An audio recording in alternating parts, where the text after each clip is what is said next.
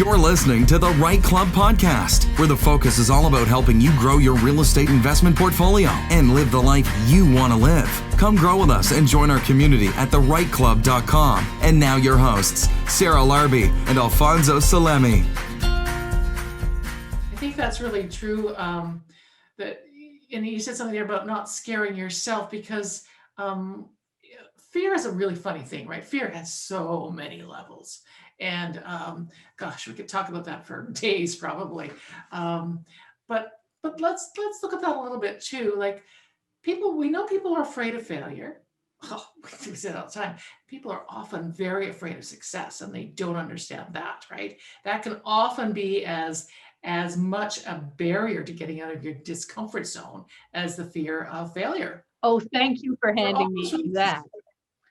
How can we be afraid of success if we haven't experienced success? We're not afraid of success. We're afraid of responsibility and accountability. Because once you stick your head out of that groundhog hole, people are watching you. People are watching you. And now you have to be responsible for what you said you were going to do, and you have to be accountable for making yourself that success. But fear of success, it's like saying I'm afraid of three-headed monsters. Well, I've never seen one. So I don't know. For all I know, they can juggle, they can tell jokes, they can be whatever. But I can't be afraid of one until it scared me.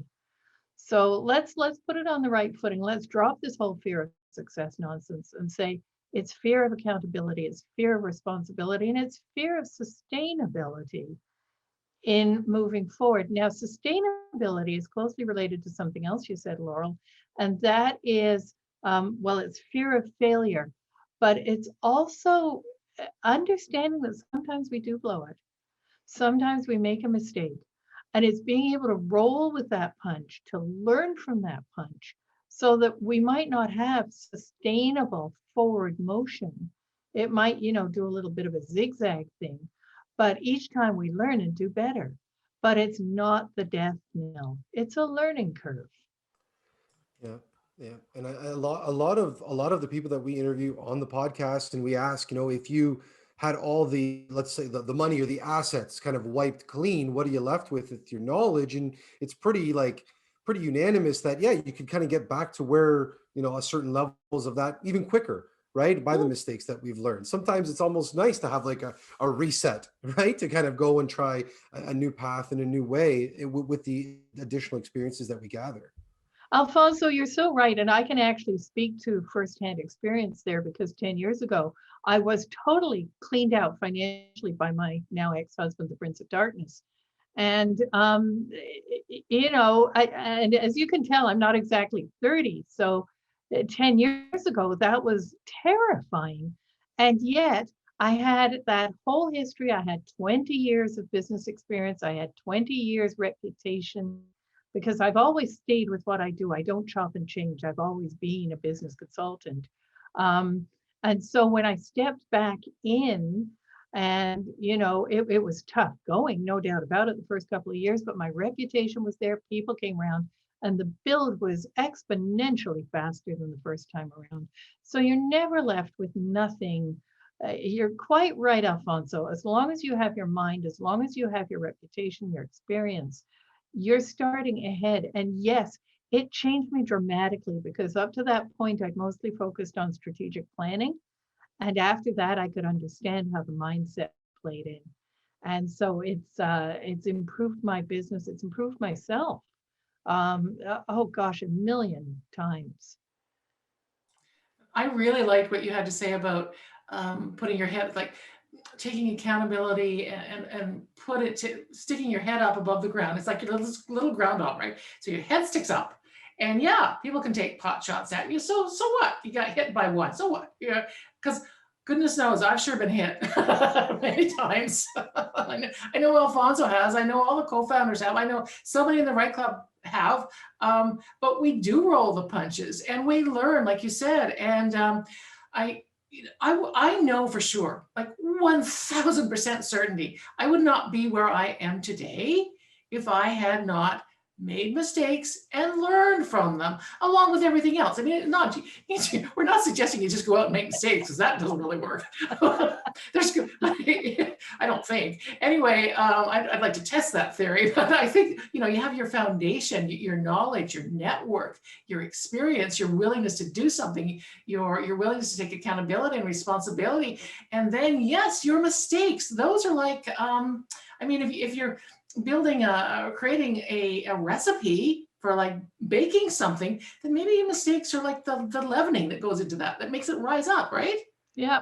Success is forged in the fire. I'm sorry, if you haven't been through something, chances are you're going to struggle to be successful. But boy, once you've been through that fire, you've proved to yourself it didn't kill you. And you're willing to be the tougher person you come out the other side. They say that coal turns into diamonds under pressure. And I always figure that's us. We've been through the fire, we've been through the pressure, and now we know, even if we say, I'm not sure I can afford it, there's going to be this little nagging voice going, go on, get out there. You've done it before and you can do it again.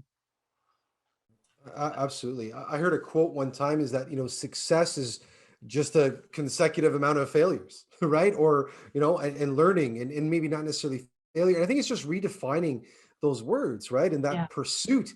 I always think of it as it's not as fun once you achieve it. It's more fun trying to achieve it, right? That pursuit, that when you do break that mold, they're like, oh, wow, I didn't think I could do that. Now I did it. Okay, what's next? That's always a second thought. You have to sit back, maybe acknowledge it, a quick pat, but continue it to go on. Or a lot of different stories that again, going back to the stories that we tell ourselves that, I never thought I would be here. I never thought I would be doing a podcast. I never thought we'd be starting a community of amazing real estate investors, inspiring others. And these are never stories that I told myself. I were probably the stories that I couldn't do it.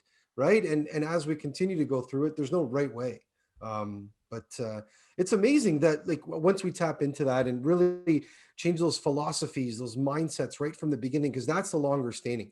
I think everybody's too quick and not patient enough to get to those results, the vanity, right? And back to the vanity and that end result. So like what's a daily practice? Let's give some practical advice, something that our REITE Club community, they can do every day, or a few times a week. That's something that they can try, that is that little stone that they're grasping for, that little goal or that little win for each day or weekly, something like that.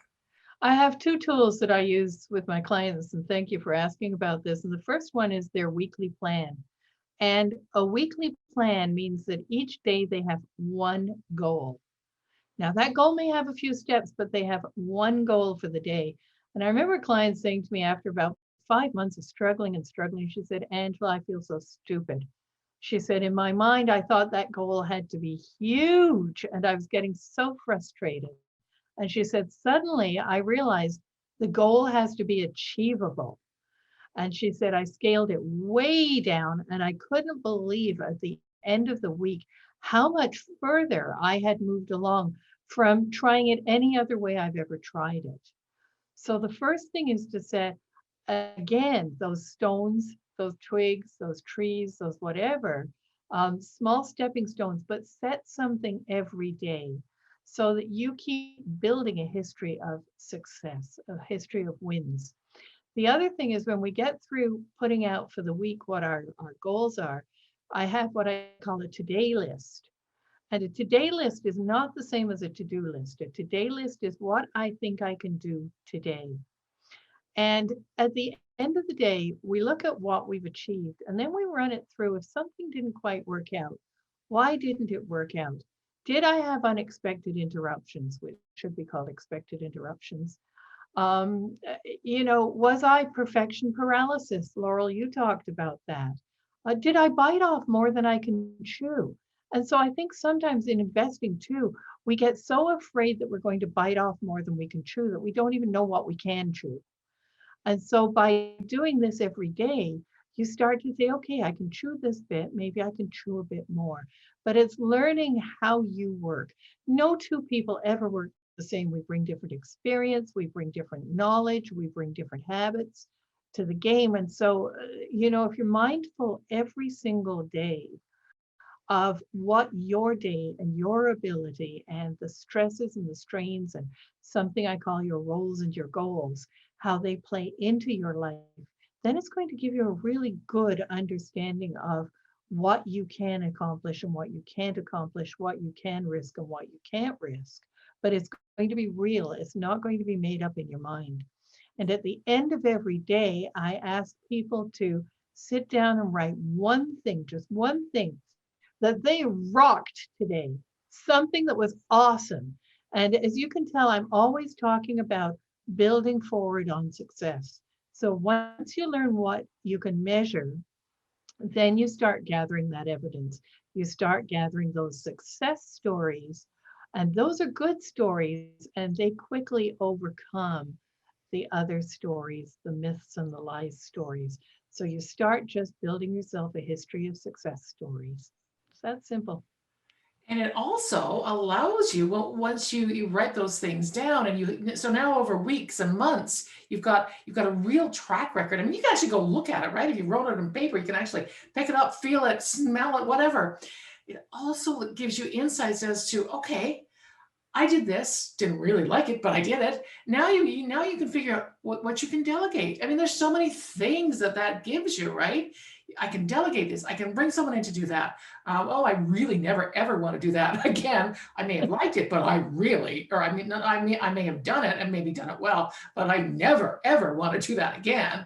So now you're getting a lot of insights as to what you can do, and so that just makes you grow even more, because that's what we all do. That's what we all have to do to do whatever it is we want to do, whether it's grow our real estate portfolios or grow our businesses, or that's what we do at the REITE Club. Come grow with us. That's what we say, right? But we have to grow, and we make mistakes, and we learn, and we set in systems and processes and everything else. Exactly. It's eliminate the guesswork. I don't know if you know, but if you can't make a decision, quite often there is one piece of information that you're missing. It's a critical piece, and you have to dig down until you figure out what that critical piece of information is. And that's why places like the REITE Club, you guys are absolutely right on, because if people want mentors, if they want people to talk to, if they want to figure out, I'm thinking of doing this, but I have a question. Well, you've given everyone an organization that's going to help them find that one missing piece of information.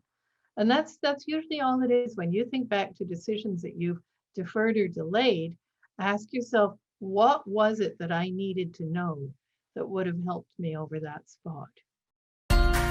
Thanks for listening to the REITE Club podcast and joining our community of real estate investors online at thereiteclub.com, where the focus is about helping you grow. We look forward to seeing you again next week. Thanks from your hosts, Sarah Larby and Alfonso Salemi.